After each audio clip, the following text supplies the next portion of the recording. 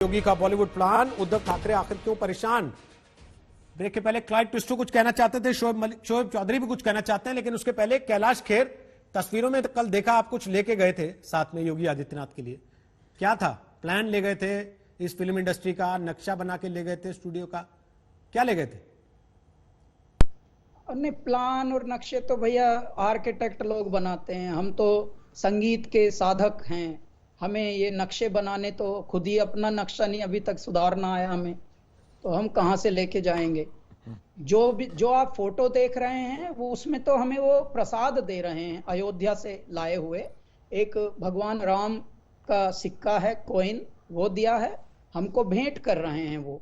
और तत्पश्चात हमें तुलसी की माला दी, रामचरितमानस और भगवान अयोध्या की भूमि का प्रसाद, भगवान राम का।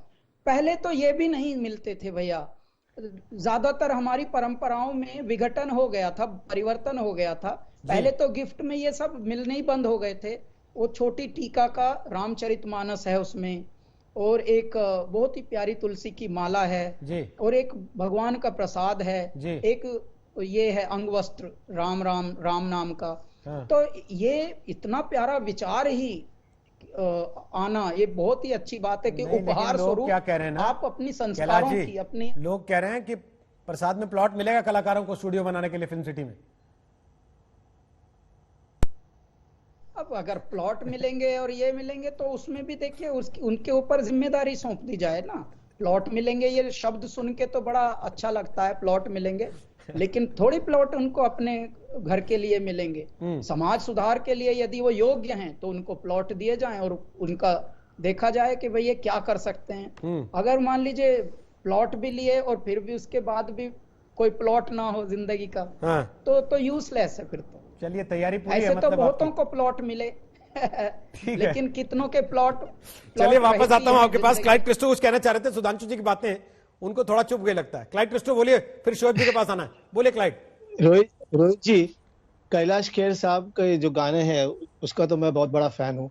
उनका एक गाना है जिसमें ऐसे एक शब्द है, लूटा लूटा किसने उसको ऐसे लूटा फिर उड़ ना पाया।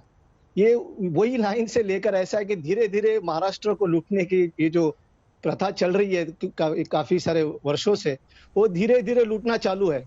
तो वो मुझे गाना याद आया, वो बात ठीक है, वो तो अभी उनको बहुत रिस्पेक्ट करता हूं मैं। मेरे कहने का मतलब ये है कि देखिए पिछले कई साल पहले भी गुजरात के कुछ मुख्यमंत्री मुंबई में आए, यहाँ ट्रेडर्स कॉन्फ्रेंस में कह रहे थे कि भाई आप गुजरात ले आइए, इंडस्ट्री कंपनी ले आइए, गुजरात ले आइए, हम आपको ज्यादा सहूलियत देंगे, सब फायदा। जबकि सरकार उनकी यहाँ थी, भाजपा की सरकार थी।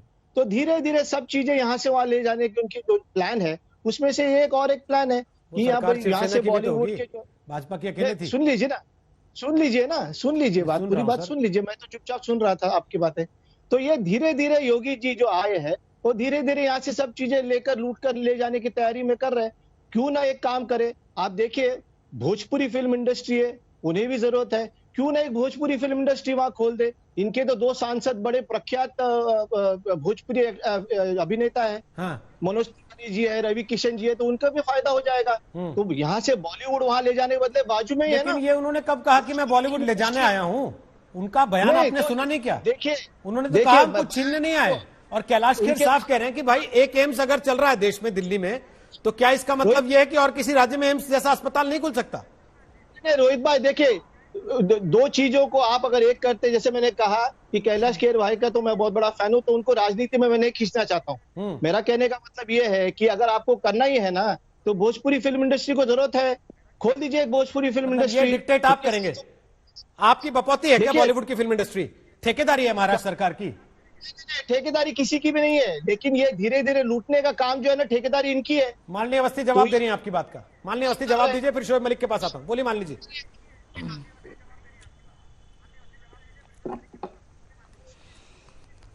मैं उनकी बात का क्या, मैं यदि ये जिज्ञासा किसी के भी मन में है तो मुझे हास्यास्पद जिज्ञासा लग रही है, क्योंकि जब फिल्म इंडस्ट्री की बात की जा रही है तो भोजपुरी इंडस्ट्री उसी इंडस्ट्री का हिस्सा है। जब मुख्यमंत्री जी ये कहते हैं कि मैं उत्तर प्रदेश के लिए नहीं, दुनिया के लिए फिल्म इंडस्ट्री लेके आ रहा हूं, मतलब उनका एक वैश्विक विजन है और भोजपुरी उसका एक हिस्सा है। कहीं की इंडस्ट्री कहीं उठाकर स्थापित नहीं की जा रही है, एक नया आयाम स्थापित किया जा रहा है। वो आयाम जिसको सूट करेगा, और यहाँ पे जिस प्रकार से लोग आ रहे हैं, मैं आपको रोहित जी बताना चाहती हूँ, पिछले 1-1.5 महीने में जिस प्रकार की बहुत सारी बातें नहीं बताई जा सकती। कौन सा ऐसा व्यक्ति है मुंबई का जरा भी सिद्ध निर्माता निर्देशक जिसने की रुचि न दिखाई हो उत्तर प्रदेश की फिल्म सिटी कल में? योगी जी के पास तो अक्षय वो कुमार और प्रतीक्षा कैलाश कर खेर रहे के हैं कि अलावा बस कोई ये नहीं दिखा। काम शुरू हो। इसका मतलब कोई ये थोड़ी है, नहीं ये तो आज आपने देखा नहीं कौन बात कौन लोग कहना हैं। चाहता हूं। आप मेरे ख्याल में यदि आप एक सर्वे करें, आप एक मिनट आप आज तक में हैं रोहित जी, पिछले इस 1 साल में यदि फिल्मों का आप निकाल करके देखें कि नंबर 1 प्रोडक्शन कंपनी कौन सी है, सबसे बड़े प्रोड्यूसर कौन, सारे प्रोड्यूसर्स तो आज मिलने आए। टी सीरीज आपका भूषण कुमार जी को आप नोएडा का मांगते हैं, नंबर 1 कंपनी। आपका यूटीवी के मिलने के लिए आए सिद्धार्थ रॉय, आपके जी मिल के मिलने के लिए आए। कौन नहीं मिलने के लिए? लखनऊ आए थे, बाहुबली जिन्होंने बनाई वो मिलने के लिए आए थे, तानाजी जिन्होंने बनाई वो मिलने के लिए आए थे। नहीं, अरे तो भाई 3 स्टूडियो होंगे, ये कैसी बात कर रहे हैं? कौन सा बिजनेसमैन ऐसा है जो एक व्यापार को स्थापित करके प्रसन्न हो जाता है, उसकी शाखाएं फैले तो प्रसन्न नहीं होगा?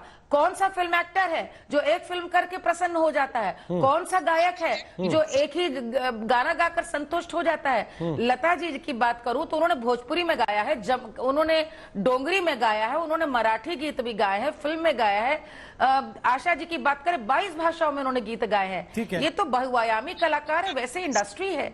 आज यदि यहाँ पर आयाम मिलता है, कौन सा कलाकार नहीं आना? देखिए शोएब चौधरी कमेंट कर रहे हैं आपकी बात पे। जी आज कह रहे थे, मैं बताना चाहती हूँ, एक बार शोएब चौधरी आपकी बात पे कमेंट कर रहे हैं, मान लीजिए। एक मिनट मैं सिर्फ ये बात कहकर, देखिए हाँ पूरा कर लीजिए, पूरा कर लीजिए। एक सेकेंड बस मैं इतना कहकर रोहित जी, देखिए मैं कलाकार हूँ, मैं कलाकार हूँ, मैं इस प्रकार के राजनीतिक उसमें नहीं जाना चाहती हूँ। मुझे आश्चर्य ये लगता है कि कंस्ट्रक्टिव चीज के स्थापित होने पे किसी को भी भला क्या एतराज हो सकता है? ठीक है। जिस कोरोना के काल में मुख्यमंत्री घर से नहीं निकल रहे हैं, कोई भी मुख्यमंत्री हो, उस समय योगी आदित्यनाथ जी उत्तर प्रदेश से बंबई गए हैं, और आज आप यदि प्रेस कॉन्फ्रेंस सुने तो उन्होंने कहा हिंदुस्तान की 5 ट्रिलियन की इकोनॉमी में हम हिस्सा बटाना चाहते हैं।